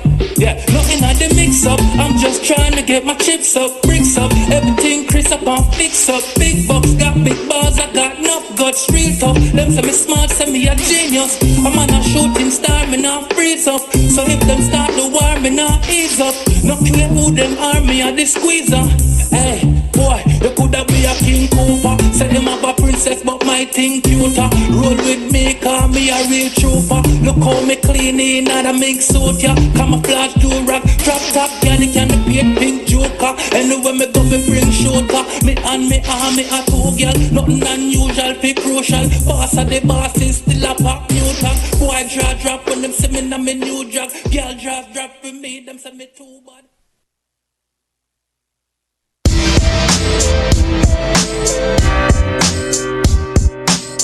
Have a nice night. Good night. Have a nice night. Good night. Have a nice night. Good night. I'm grabbing the night pump, got a target on my back like Trump. You're just a like mouse. Got more coke than the White House. Let them stay left, boy. I'm smoking like MGF, boy. There's no party. Say tomorrow shit for going Card D. Don't want a brain dead Barbie. Y'all stiff like hard D. Stack on humans like a shark bee. You can't park me. Don't heart me. Like skin a hate on by Dark Key. I'm the thin bomb that's straighter than dumb. Don't with it, bad D. All these girls wish they had me. Have a nice night. Have a nice night. Good night. Have a nice night. Good night. Have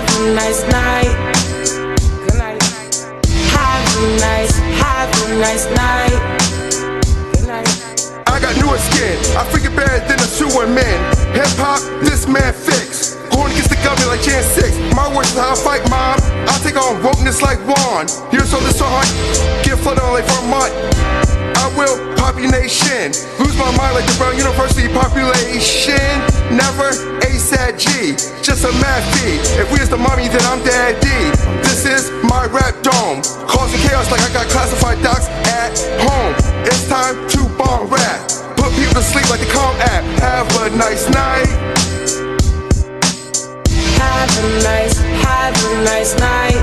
Good night. Have a nice night. Good night. Have a nice night. Good night.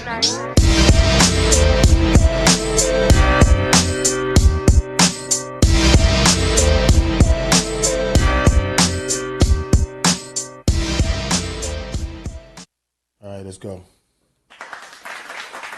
Yeah, you already know what it is. Your boy Grindhardtv. We back. We just put on, we put on this dope ass hip hop country song. You know what I'm saying? Like I put on Strong O, Have a Nice Night. You know what I mean? It was Casey Connor. He had the chicken and dumplings joint. The video was fire. The lead girl in the video was fucking awesome. Like I ain't gonna hold you. The lead girl was fire and shit. You know what I'm saying? And we threw on a Strong O, Have a Nice Night, and we threw on. The new video that's out right now with Strong O and Cuckoo the Bag of Bones is called Booking Season. I shot the video. Another person edited it up and everything. The video is fire. Like, those are the records I just played. But I got a caller on the line right now, and I want you to tell everybody who you are and what you got going on. Hello? Hey, y'all, how's it going? My name is G-Ro. I'm a hip hop artist out of Daly City, California, in the Bay Area. I just dropped a project called Daly City Boy in January, and the song I'm really pushing on that project is called Welcome to Westlake, and I wanted to run it by y'all. What's your name again, bro? My name is G-Ro. It's G-R-O. Is that what's on your YouTube channel? Yes, sir. G-R-O-W? It's G-R-O. R-O? Let me see. Let me look you up real quick. Oh, yeah. I think I see you. G-Ro. G-Ro is an up-and-coming hip-hop and rap artist from, that's you. Yes, sir. What's your nationality, bro? I'm half Persian, half Italian. Oh, okay. All right. Yeah. I see you on here. So you got something called Tom, something called New Ice, something called Right Left. Yes, sir. All right. Okay. So we got G-Ro on the line right now, and you say you from California, the Bay Area. You know, a lot of people know that the Bay Area. Yo, you know what really Bay Area is really famous for, bro? The Bay Area. Go ahead. Let me hear if you got it right. I guess it's probably the slang. The slang. Too Short. Of course. MC Hammer. Facts. And of course, Tupac repped the Bay Area really hard, of course, as well. Already know. E40, the Sprinkle Me guy, Sprinkle Me. And let me tell y'all what else is like is aside from them bank robbing niggas that was out there committing all them bank robberies, y'all also famous for when y'all had 2 Chainz zigzagging running down that motherfucking street. You know what I mean? You remember that, right? Right, G-Ro? Sir. You remember that? That nigga 2 Chainz was zigzagging, boy. He was like, yo, niggas told me I got a zigzag when they shooting at me. Zigzag. Yo, you know what I mean? So G-Ro, like, what's goody? Like how long you been doing this shit? You know what I'm saying? Like, let everybody know that. Man, I really been in the music since I was a kid, but I fell in love with hip hop sophomore year of high school. So I just been in love with that for 10, 11, 12 years. I've been trying my best to take it serious and get into the studio for the past 4 or 5 years. So how you met up with Big 55X? I met up with homie at an event in San Francisco. There's a studio in Oakland called Studio X that he records at, and he's recommended it to me before. And we met up in an event. It was a Run It Back showcase where artists would premiere their music, and the room was full of talent. And I was lucky to chop it up with him, and you know, we really rock with each other's music. You know, he's a very lyrical artist, and I think he sees the same in me. And it's just a lot of respect and talent in that room. And I'm, you know, so what do you prefer, major or independent? I prefer independent. I feel like it's difficult for a lot of artists when they're signed to a label if you are very invested and emotionally attached to your music, you know, to not own a lot of the rights to those records. And I feel like, you know, a lot of creatives get kind of silenced, especially when they're in certain deals where they can't talk about what they want to talk about. They can't really move how they want to move. And I know it's a lot more difficult being an independent artist, not having that type of promotion or label really backing you. But right, I feel like you really get to say more of what you really want to say as an independent artist. Okay. That's what's up. So do you feel like you have an advantage out there being in Oakland? Because, you know, Oakland is a very big staple, like hip hop town with all of the big names that came out of it. Do you feel like you hindered in any way, or you feel like it's helping you? I feel like Oakland is real cool, just simply off the diversity, the culture, and the energy surrounding it. And I feel like it's very different from somewhere like, you know, LA or a very fast-paced big city, to where everybody's, you know, really pushing super hard, and in that way, you know, the big will succeed and the small will fail. Right. I feel like in Oakland it's kind of like, or just in the Bay in general, you know, everybody's kind of chill about stuff. We're all on the same page, you know what I mean? It's just a vibe in the Bay. Everybody's good energy. Everybody's good people, you know? We're not trying to see nobody really catch L's like that. Shout out Studio X510. You know what I'm saying? You know what I mean? Like, I ain't gonna front. I want to come out to the Bay because they talk about how dangerous it is and how hood and ghetto it is. But, you know, when you come from the ghettos of Queens and Brooklyn and New York City, like, you like the hood. Like, the only problem that New York niggas have with Cali is that New York niggas get killed in Cali all the time. Like, that's just the fact. Like, a lot of big hip hop artists was killed right in Cali. You know what I'm saying? Yeah, R.I.P. Pac. Yeah, and Pac was killed in Vegas. So he wasn't killed in Cali. The town that he represented the most, he didn't get killed in. He got killed in Vegas by Cali, nigga. Oh no, R.I.P. Wu, like Pop. Yeah, Pop Smoke. Yeah, Pop Smoke. That's right, R.I.P. Pop Smoke, because he was one of the great ones that we lost. Also, Big was one of the great ones. Even the nigga P&B Rock got killed out there. There's a lot of niggas that got killed out there, son. 2 Chainz almost got killed in your town too, but he knew how to zigzag. That nigga 2 Chainz knew how to zigzag, baby. You know what I'm saying? So you know how to zigzag, you get away with it. Lazarus the Top Dog, what's goody? Yo, we on the phone right now with G-Ro out of motherfucking Oakland, California, the Bay Area. You know what I'm saying? Like, he just telling everybody, like, you know what I'm saying, how he started in the game. He actually was plugged into us through my guy, Big 55X out of the Bay Area, down with the Coalition DJs, and he make a lot of shit happen for a lot of different artists. He just had 2 of his artists call up, you know what I'm saying? Casey Connor, who's down with the motherfucking, the soul, hip-hop, country music, which we just played his song. I was looking at his video. The shit was fire. The song is fire. I like what he's doing. Shout out Casey Connor. And I got G-Ro on the phone right now talking about his shit. So, yo, you said you prefer independence over majors, but if a major step to you, like, what you gonna do?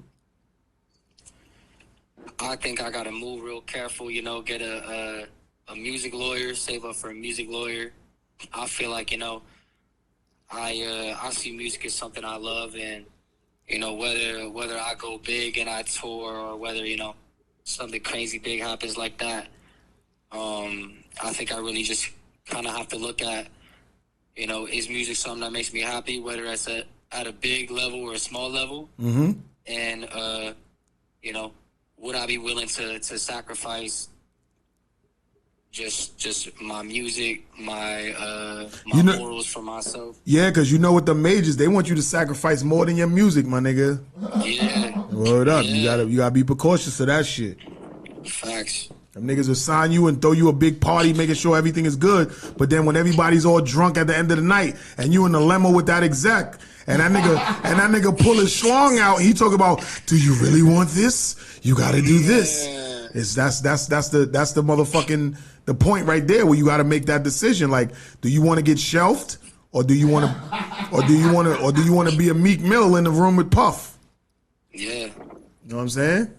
Yeah. Word. So, yo, what are some of your inspirations? Man, are we talking just life inspirations or artists? Nah, music. We talking about music here. We got you on here as a music artist.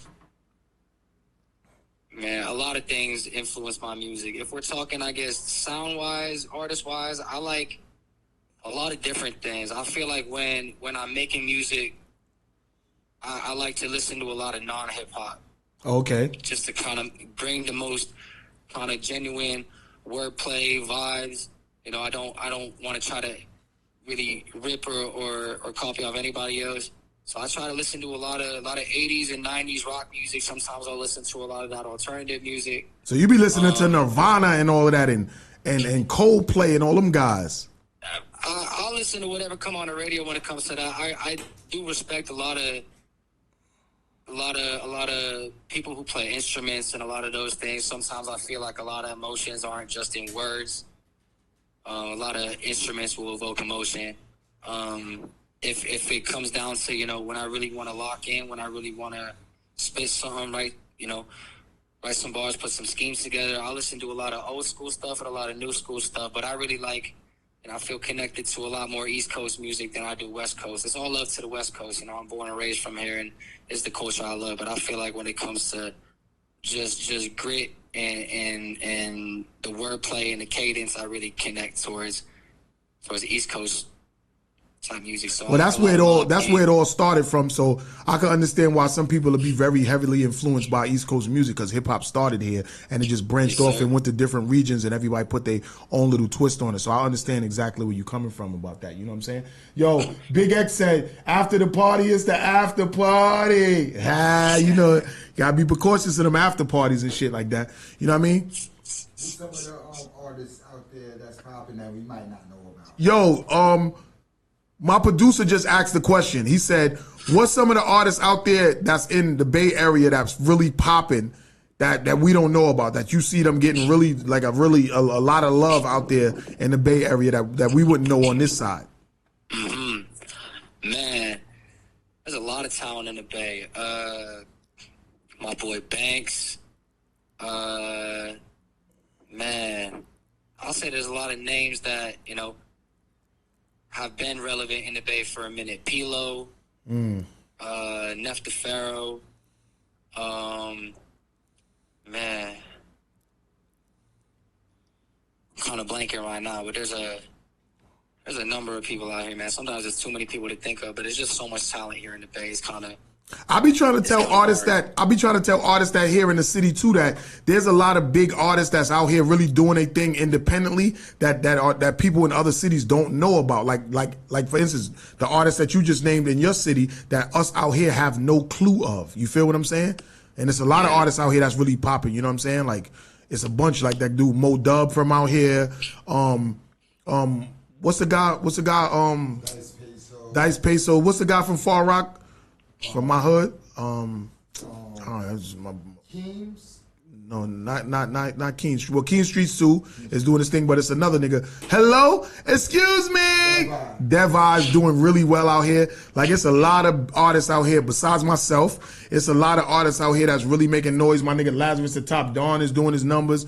You know, producer Blue Diaz. Like it's a lot of dudes in certain cities that's buzzing. It's like it just takes a lot to break through the cracks and shit like that. So what would you say you're gonna do to break through the cracks right now for people in different regions to know about you? I think that's an interesting question. I think I try my best, because in the Bay Area, just as I'm sure, you know, in the South, in the East Coast, you know, everybody's got their natural sound. The Bay Area has its own sound. You know, I'm sure, you know, New York, Philly, Texas, they all got their own distinct sounds, especially within hip-hop and the subgenres within hip-hop. Bay Area's got its own kind of flow and bop to it. That's you know, kind of separates it from a lot of other sounds from other areas. It's also kind of been a sound that, you know, I hear all the time, and so when I write the music I write, to me, I kind of want to do something different, and so that's why I've always tried to really pay attention to what's in the Bay and outside the Bay. And I feel like what I like to do is just kind of, when I write my music, I like to imagine myself, you know, if I was performing a show out in New York, you know, I want to do a song over a Jersey beat, over a drill beat. You know, if I want to go to the South and do a show anywhere, you know, in Florida or somewhere, I want to hop on one of them Spot 'em Got 'em type beats. You know what I'm saying? Like, right. I try to kind of picture myself and just manifest that for myself. You know, there's so much more of the country and the world than just where I'm at, with so many more sounds, and I want to kind of embody that in my music. And I don't hear a lot of people in Daly City, where I'm at, doing a lot of Jersey club or drill or a lot of that Memphis, you know, type stuff. And so I'll try to hop on those beats just to stand out. And I always try to put my own spin on it. You know, I'm never trying to bite off anybody's sound, but I try to make it genuine to myself in a way that kind of stands out from everybody who's trying to, you know, do the same thing. Cool, got you. So, how did you meet 55 Big X 55, Big 55X? How you met him? We met at that event. I was saying that there's a studio over in Oakland that throws an event in the city where artists can showcase their music. Man, I think the first event was last year. I forget if it was November or December, but one of my friends recommended it to me, and I pulled up, caught a vibe, played some music. Everybody got to play some of their music, and it was just, you know, we started chopping up. I fucked with his wordplay. I fucked with his flow. You know, he had a very, like, lyrical energy to his music, you know. And I think lyricism is something I've always respected. It's something I've always taken pride of myself in my music for. You know, I try to be as conscious with my words as possible. And when I hear a lot of that in other people's music, you know, it's good energy to me. And so from that showcase, when you met Big 55X, you hired them to help you with your marketing and your promotions? No, I got his contact. We chopped it up at a couple more events every now and then, but we just reconnected at another showcase recently, and it was just, you know, I ain't seen you in a minute. What you got coming tonight? You know, play his music. I play some of my music, and it's like, bro, we gotta lock in on something. You know what I mean? I feel like if you're an artist, you can hear a lot of similar vibes in another artist's music. It's like, you know, let's work. And so I got his number, got his contact, and, you know, hopefully we can work sometime this year. All right. Well, I'm on your YouTube channel right now. I'm about to play one of your records after we finish the interview. So where you see yourself in like a year? Because I don't want to say 5 years, because a lot of people be going viral within a couple of months and then they be the next biggest thing. So where you see yourself in like a year? Man, in a year, that's tough. You know, I told myself a couple years ago, you know, I really want to just kind of grind. I've been working a 9 to 5 for it feels like forever. Damn near 5 years, and, you know, I keep telling myself, you know, I want to make this music work. You know, obviously I need the funds to fund the dream, but at some point the dream got to take off. And, you know, how would you say you fund yourself? Do you work a job or whatever? Like, how you getting your money to fund yourself? Yeah, I work a 9 to 5. I work at a grocery store 5 days a week, and I just try to get into the studio as much as I can. All right, that's what's up. So you would say, but you chose independence over major, right? Yeah. So that means you got to work a lot of hours to get the money to fund your dream. You heard? Of course. That's a fact. So, you know what I mean? You did what you did. So tell everybody where they can find you at. You can find me on Spotify, Apple Music. I go by the name G-Ro, as G-R-O. You can find me on Instagram at GRO Stay Real. It's all one word. You can find me on YouTube under G-Ro as well. Yeah, I mean, I love to chop it up. Any artists, any producers, anything, man. I love music. I love like-minded people. I love good energy, you know. That's all I love. That's what it is. It's your boy Grindhardtv, Grindhardtv. We got G-Ro on the line. We're going to go into his music. We're going to play a record from him. And we're going to come back with more. It's your boy Grindhardtv, Grindhard out.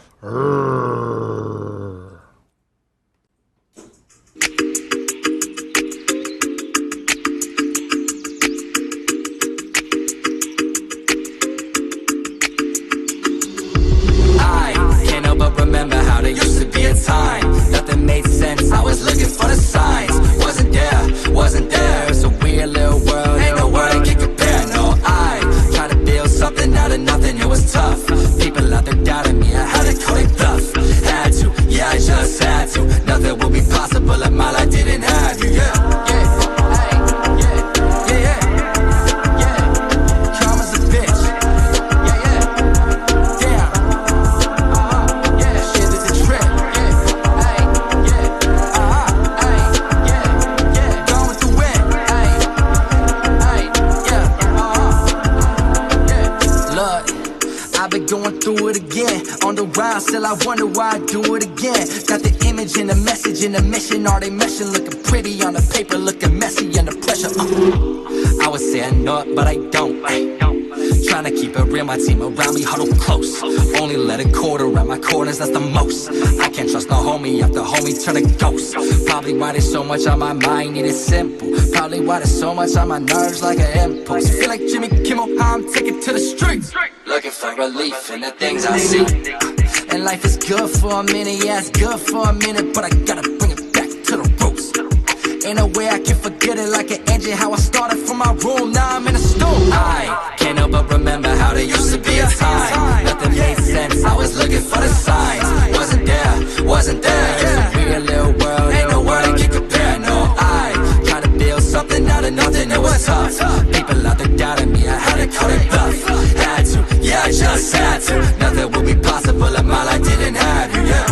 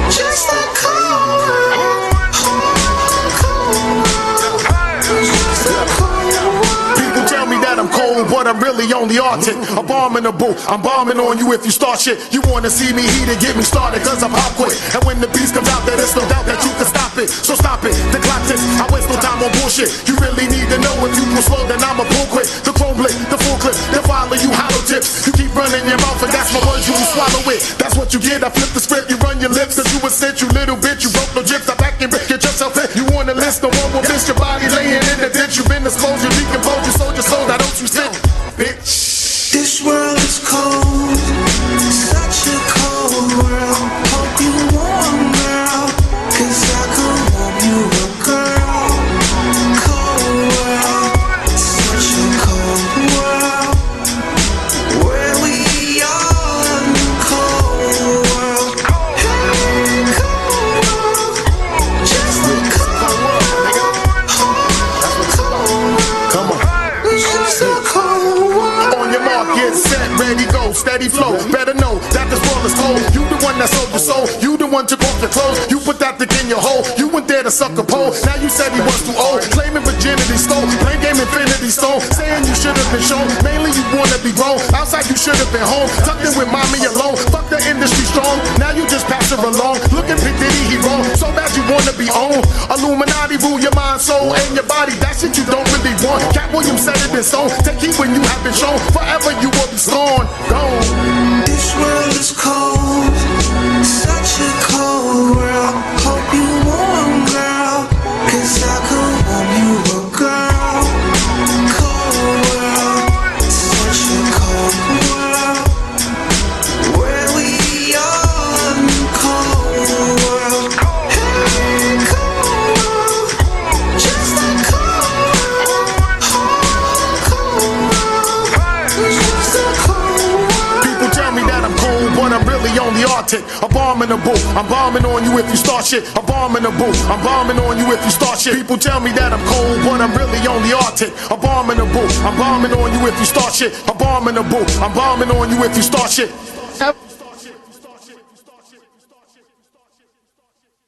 I'm going to be on the road for the next 2 years getting $60,000 a night. You're going to be waiting on royalty checks, which is probably going to be about $13 a month. And most of that money that's coming from where you're getting your percentage from is going back to the label anyways. I don't give a fuck about that. You want 70% of the song. I'm like, all right, cool. Take it. You want 100? You can have 100% of the song. I don't give a shit. Because you know why? This song's going to be so big, I'm going to be on the road for the next 2 years getting $60,000 a night. You're going to be waiting on royalty checks, which is probably going to be about $13. Yo, that was people who can't. That was what's this nigga's name? What's this nigga name? Huh? Damn. Oh shit. Well, anyway, he was talking about how people be wanting the percentages of records when he'll give up all of the percentages of records. T-Pain. That was T-Pain talking about he'll give up his percentages of the records because he gonna be on the road getting 60,000 a night. So big, I'm gonna be on the road for the next 2 years getting $60,000 a night. You're gonna be waiting on royalty checks, which is probably gonna be about $13 a month. And most of that money that's coming from where you're getting your percentage from is going back to the label anyways. I don't give a fuck about that. So clearly T-Pain is not into majors because he realized that the majors been robbing him. Plus I seen an interview with him or a documentary about him. He's been getting robbed. So a lot of those big records that he has, that he did with people, they never really gave him his royalties for that shit or the rights to the shit. So he's more focused off getting his show money, which I ain't mad at that. You know what I'm saying? It is what it is. You know what I feel me? Let me see, who's that? I am him. Yeah, he said what we got going. We got everything going over here, my guy. You know what I'm saying? I really wanted to get on that whole Chris Brown shit, but what I really wanted to do is I really just wanted to go through Instagram and get some of the shit that's going on Instagram since everybody like to. I want to shout out Big Queen's Instagram channel because they've been doing a lot. You know what I'm saying? Let me go to their page too, matter of fact. And I don't like really going on my Instagram live because my Instagram on my laptop because this shit is just it's not good. It's not good. But I'm gonna look up the Big Queens page and see what's up with them. But they got a lot of shit on here. Where the fuck is it at?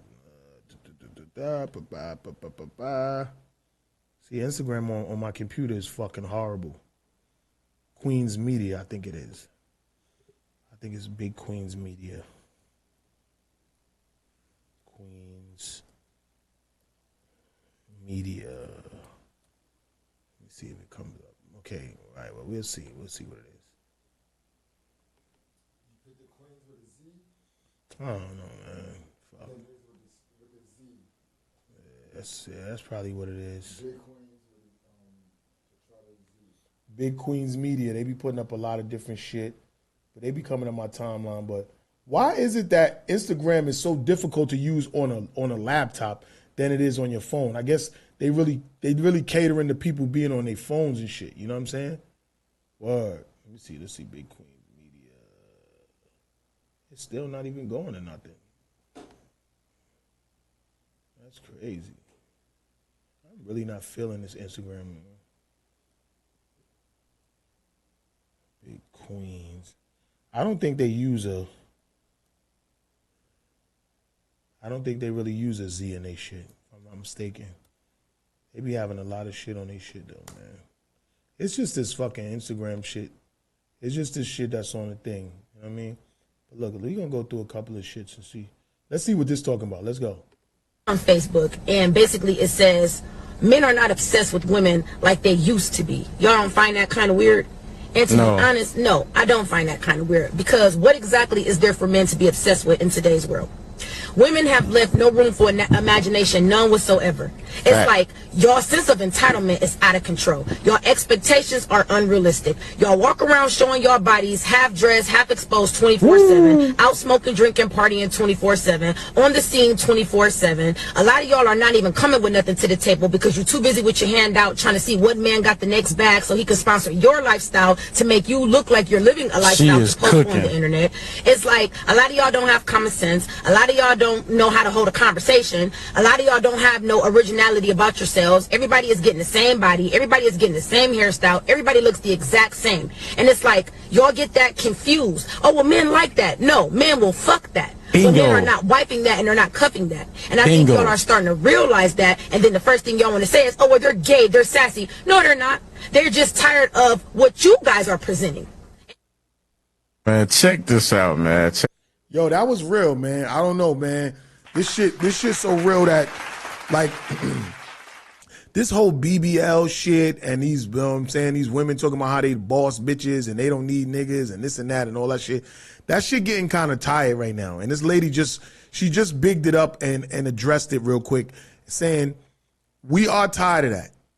You know what I'm saying? Us men, we are tired of the bullshit. Especially chicks that think they just gonna use niggas to go get something to eat and all this other bullshit. Like, yo, we tired of that, man. That big booty is not just gonna hold it for you. It's not just gonna work. Especially if your shit is fake. Now, I never fucked with a girl with a fake booty, so I don't know what fake booties feel like. Honestly, I never really been with a girl that had a fake booty. All my women been real. You know what I'm saying? Ever since I've been a young lad dealing with women, because I've always only dealt with women. But I've never felt like the Barbie type of doll body girl, because I've never been with a girl that had fake everything. So I don't know. I only know about natural booties. But I'm tired of looking at it online so much. Yeah, I'll do a couple of likes and everything, and sometimes I do a couple of, you know what I mean, heart eyes. And honest, I'm gonna keep it funky with you, right? Because I'm married, right? I'm gonna keep it funky with you. I like more foot photos than I like big booty photos. I'm gonna be 100 because I'm a feet guy, so I like women with pretty feet. I like more foot photos than I like big booty photos because, for one, y'all booties be looking good. But what I've been hearing a lot of shit about people that have been dealing with girls with big booties. I heard them shits be stinking because they're not real, so it's hard for you ladies to get between them shits. And I heard that's the reason why, one of the reasons why K. Michelle was getting all of that flack about her stinking and stuff like that, because she had that big old fake booty, and turns out that big old fake booty wasn't even good for her health. She had to get it taken out. And then got on Love and Hip Hop crying about, my life, and nobody told your ass to go get that fake booty and that big. That shit was super huge. And I remember seeing a video of you years ago, when you was rapping and you was like you had a video where you was at a piano. Somebody was playing a piano. You wouldn't turn around for nothing. Nicki Minaj too, and I don't want to go crazy at my sis Nicki Minaj because she from Queens. I fucks with her music and everything like that. But I remember her first videos, she wasn't turning around crazy like that and twerking and doing all that shit because she didn't have no butt. You know what I mean? She had a little small regular girl butt, you know what I mean, and regular titties, and she was just a good rapper. At that time, that's when her artistry and her lyrics was really what people was paying attention to. But once she got the whole Barbie body done, that's when it was all about showing your body and showing your cleavage and being on the album covers with the sexiness going on. So, excuse me. I think a lot of artists need to get back to the lyrics and the talent instead of just the clout and the bodies and all of that other fuck shit. You know what I'm saying? Me coming from that time where it was back in the days when we was at clubs like SOs and Tramps and Club V and all of them clubs back there, Home Base and Lions Den and all that shit back in the days. You know what I mean? It wasn't about no fake booties. That was like a taboo thing back then. But now the shit is so common that a lot of girls is out here making a lot of money off of OnlyFans and all this other shit by showing a fake body. But you look, that fake body is going to affect you because you have foreign objects and foreign stuff that's in your body. Your body's going to reject that after a while. So I feel what this girl is saying. You know what I'm saying? Like, y'all walk around showing your bodies half dressed, half exposed 24/7, out smoking, drinking, partying 24/7, on the scene 24/7. A lot of y'all are not even coming with nothing to the table because you're too busy with your hand out trying to see what man got the next bag so he can sponsor your lifestyle to make you look like you're living a lifestyle to post on the internet. It's like a lot of y'all don't have common sense. A lot of y'all don't know how to hold a conversation. A lot of y'all don't have no originality about yourselves. Everybody is getting the same body. Everybody is getting the same hairstyle. Everybody looks the exact same. And see, she said everybody's getting the same body, has the exact same hairstyle. Everybody's looking the exact same. So all of you women out there walking around thinking y'all are sexier because y'all got this big, giant, bodacious booty that you wasn't born with. When that nigga loves you up, if he's a superficial motherfucker, he loves you up and he makes babies with you, his daughter gonna come out not looking like you because you look different.